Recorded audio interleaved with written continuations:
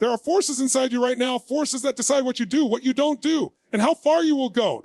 They are not seen, they are not heard, they operate silently in the background of every thought, every choice, and every reaction you have ever had. You feel them in the moments when you hesitate for no reason, when you find yourself saying, I'll do it later, without knowing why, when you chase something desperately only to feel empty once you have it. Most people go through life without ever naming these forces. They believe they are in control, that they make decisions freely. But the truth is, they are being directed, pulled and pushed by psychological needs so deeply embedded in the human system that they can't be switched off. These needs are not weaknesses. They are not flaws. They are the very code that runs the human experience. Everything you have done, the risks you've taken, the opportunities you've ignored, the people you've kept close, the people you've pushed away, has been shaped by these needs. They influence the way you think about love, the way you handle money, the way you face challenges, and the way you deal with fear. They influence whether you build or destroy, whether you fight or surrender, whether you break through limits or accept them as permanent walls. Imagine them like an internal compass. Every step you take, every move you make is a way of meeting these needs. Even when you're not aware of it, every decision is your mind and body trying to satisfy them. Most people meet them in ways that keep them small, ways that feel safe, familiar, and easy, but also leave them stuck. Think about it. How many dreams have been abandoned, not because they were impossible, but because the need for comfort was stronger than the hunger for change? How many chances have been missed, not because the path was unclear, but because uncertainty felt too dangerous? How many people live lives that are only a fraction of what they could be, because they never realized they could direct these forces instead of being controlled by them? The truth is simple but brutal. If you don't understand these 6 psychological needs, they will run your life without your permission. And they will do it in a way that feels natural even while it holds you back. You'll tell yourself stories to justify your choices. You'll convince yourself that this is just the way things are. And you won't even notice that you've been playing by rules you didn't write. These forces are not good or bad. They are powerful. They can lift you to greatness or chain you to mediocrity. They can make you a creator of your destiny or a prisoner of your habits. The difference is not whether you have these needs. You do, just like every other human being. But whether you master them. When you know what these needs are and how they operate, you start to see the patterns. You start to recognize why you've been doing what you've been doing. And once you see it, you can change it. That's the moment life stops being something that happens to you and starts being something you shape deliberately. Think of it like unlocking a secret manual to the human mind. Without it, you're just pressing random buttons, hoping to get the results you want. With it, you have precision, you have control. You can see that every fear, every burst of courage, every time you've played small, every time you've taken a leap, it all came down to how you were meeting these 6 needs. Some meet them by chasing approval, some meet them by avoiding risk, some meet them by achieving at all costs. The others meet them by withdrawing from the world entirely. The methods are endless, but the needs are the same. 6, always 6, and they are running your life whether you realize it or not. The first step to taking control is awareness. But awareness alone is not enough. You can't just know these needs exist. You have to actively decide how you will meet them. Otherwise, they will default to whatever feels easiest in the moment. And the easiest path is almost never the one that leads to growth. You have to train yourself to see the moments when these needs are steering you. You have to catch yourself when you're making a decision out of fear instead of ambition, out of habit instead of intention. And when you do, you have to choose differently. You have to ask yourself, am I meeting this need in a way that strengthens me, or am I meeting it in a way that keeps me small? This is not easy work. It is not instant. It requires brutal honesty with yourself, the kind most people avoid for their entire lives. It means facing the reality that many of your past choices were not as logical or practical as you thought. They were emotional decisions driven by needs you weren't aware of. But here's the liberation. Once you see the truth, you can never unsee it. Once you know the forces that shape you, you can bend them. You can redirect them. You can meet them in ways that make you unstoppable instead of limited. There are 6 needs, 6 levers that control every aspect of human behavior. And once you understand them, you can break free from autopilot. You can stop living by default and start living by design. The moment you decide to master them is the moment you take back the wheel of your life deep inside. There is a part of you that is constantly scanning the world for danger. It is ancient. It is primal. It does not care about dreams, ambitions, or grand visions. It cares about survival. This is where the need for certainty comes from. Certainty is the human craving for stability, predictability, and security. It's the desire to know that the roof over your head will still be there tomorrow, that the people you love will not suddenly disappear, that the ground beneath your feet will not give way. It's the reason you check the locks at night, the reason you save money just in case, the reason you cling to routines. It is the need to feel safe, physically, emotionally, and mentally. Without certainty, there is chaos, and chaos is exhausting. The human mind does not do well when it is constantly in fight or flight mode, unsure of what's coming next. Certainty calms the storm. It creates the feeling that life is under control, that you can breathe without constantly looking over your shoulder. This is why it's one of the most powerful psychological needs you have. But here's the paradox: certainty is both a gift and a trap. On one hand, it's essential. Without a foundation of safety, growth is nearly impossible. If you're constantly worried about losing your job, you won't have the mental energy to focus on building new skills. If you feel insecure in a relationship, you'll find it hard to be open and vulnerable. Certainty allows you to take risks because you know you have something solid to fall back on. It is the soil in which courage can grow.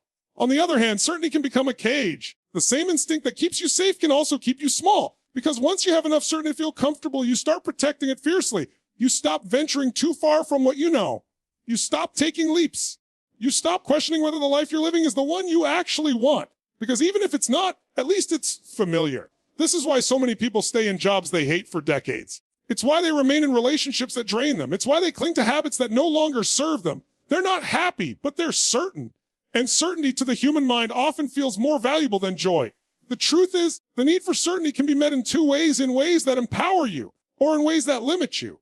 Empower and certainty come from building strength, skills, and resilience. It comes from knowing deep down that no matter what happens, you can handle it. Limiting certainty comes from avoiding risk, clinging to the familiar, and shrinking your life until nothing threatens your sense of security. Think about it: when you rely on circumstances to give you certainty, you are at their mercy. A market crash, a job loss, a betrayal, a sudden change, and the foundation you've built your life on crumbles. But when you build certainty within yourself, you carry stability everywhere you go. You stop depending on life to be predictable because you are predictable. You know you will adapt. You know you will survive. True certainty doesn't come from control. It comes from confidence. You can meet your need for certainty in destructive ways, staying stagnant, avoiding challenges, numbing yourself with distractions, or in ways that make you stronger.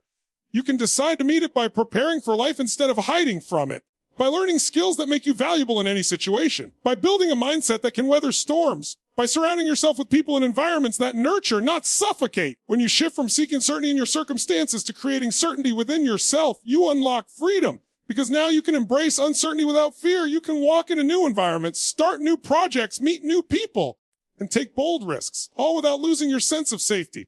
This is the balance most people never master: using certainty as a foundation, not a prison. When you understand this, you stop seeing safety and growth as enemies. You stop thinking you have to choose between feeling secure and living fully. You realize that the more you strengthen yourself, the more you can handle. And the more you can handle, the less you need to hide behind comfort. Certainty is not the enemy of progress. Fear is. Certainty, when built correctly, becomes the launchpad for the greatest leaps of your life. But you must decide: will you let this need keep you locked inside the walls of the familiar? Or will you build the kind of certainty that sets you free? Because here's the unshakable truth: the life you want will not come wrapped in guarantees. It will require you to step into the unknown again and again. And if you've built your certainty on external things, the unknown will always terrify you. But if you've built it on inner strength, you will walk into uncertainty with your head high. Because no matter what happens, you will not break.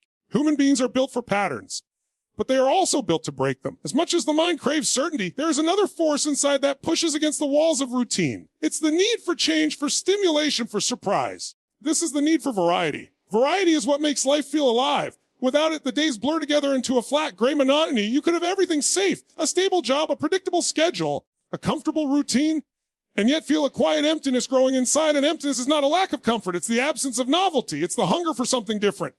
The human spirit cannot thrive on repetition alone.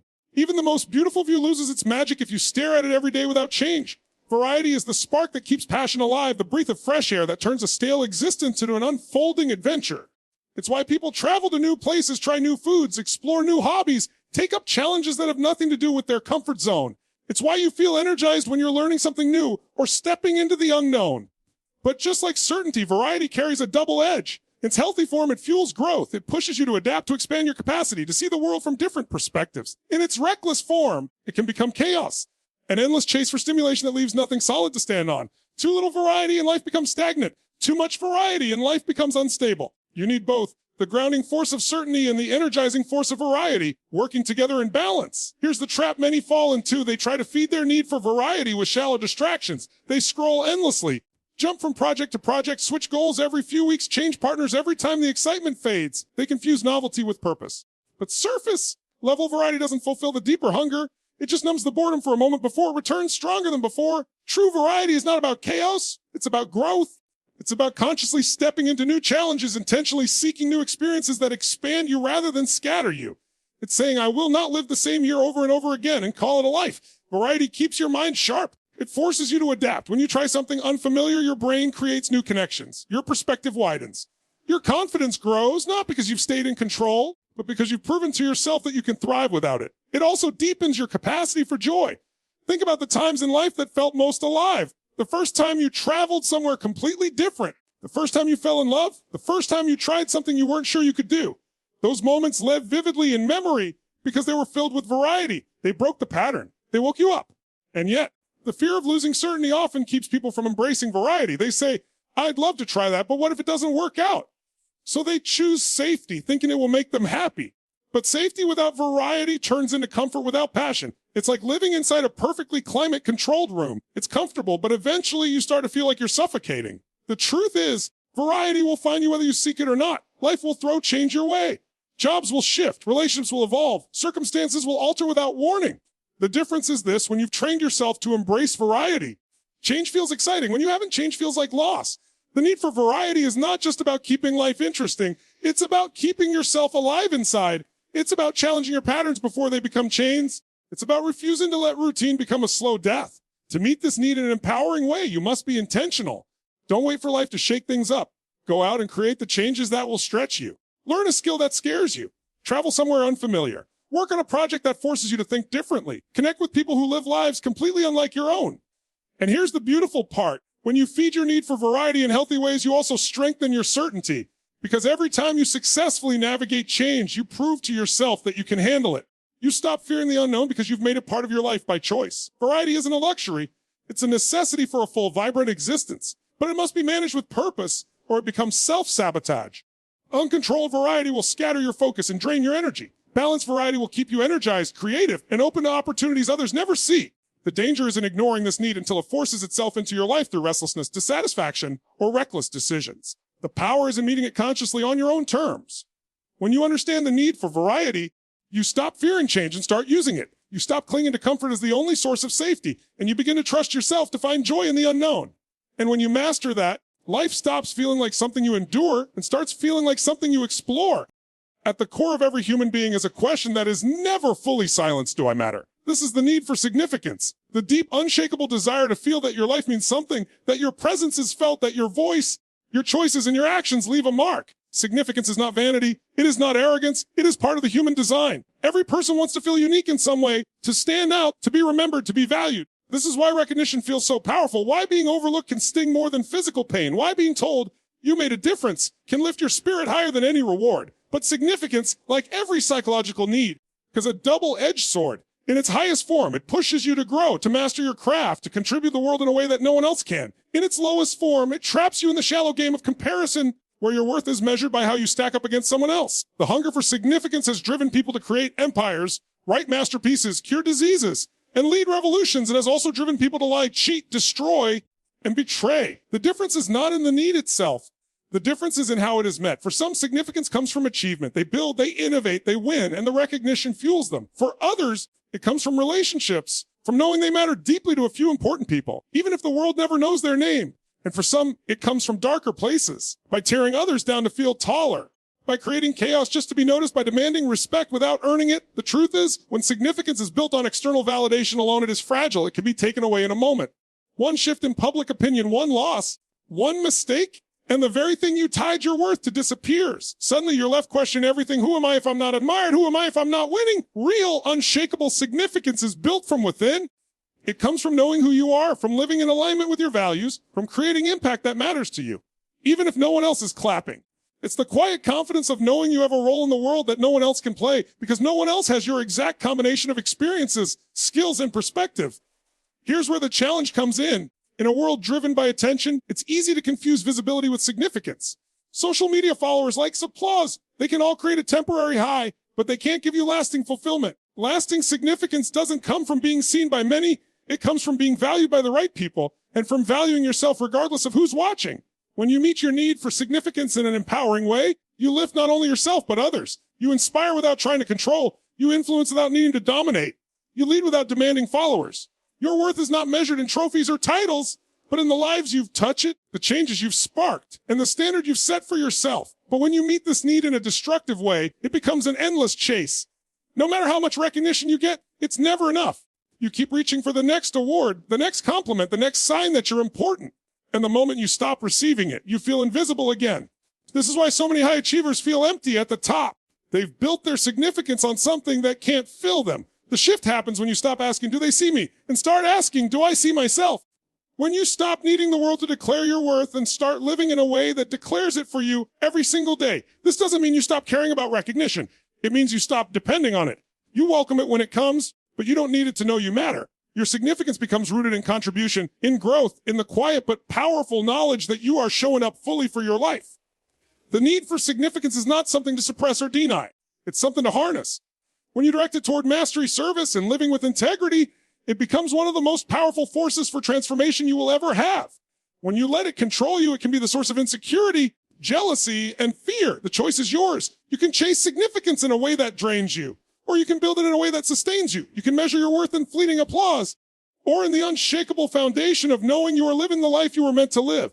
When you truly understand this need, you stop fighting for attention and start creating impact. You stop competing to be more than others and start working to be more than you were yesterday. And in that shift, significance stops being something you chase and starts being something you are. No matter how independent you believe you are, no matter how strong your will or how fierce your ambition, there is a truth you cannot escape. You were not built to walk through life alone. From the moment you were born, connection became your lifeline. Without it, the human spirit begins to wither. The need for connection is not a weakness.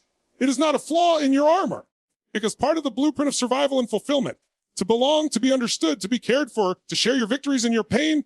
This is as essential to the human heart as oxygen is to the body. Connection is not just about love in the romantic sense. It is the bond between friends who see the world through the same lens. It is the trust between a mentor and a student. It is the comfort of family, whether bound by blood or by choice. It is the unspoken recognition when someone looks into your eyes and gets it, without you having to explain. But the highest form of connection is love. Love is not just a feeling, it is a force. It is the willingness to be vulnerable, to open your heart knowing full well it might be broken. It is the courage to care deeply in a world where loss is inevitable.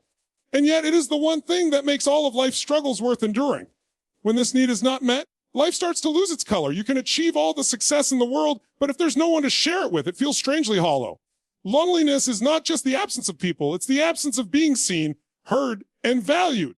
And that kind of emptiness can eat away at you quietly until you begin to numb it with work, distractions, or shallow interactions that never touch the heart. But connection, when it's real, heals. It strengthens you in ways nothing else can. It gives you a reason to keep going when everything else tells you to quit. It reminds you that you are part of something bigger than yourself, that you are not just surviving, but sharing a life.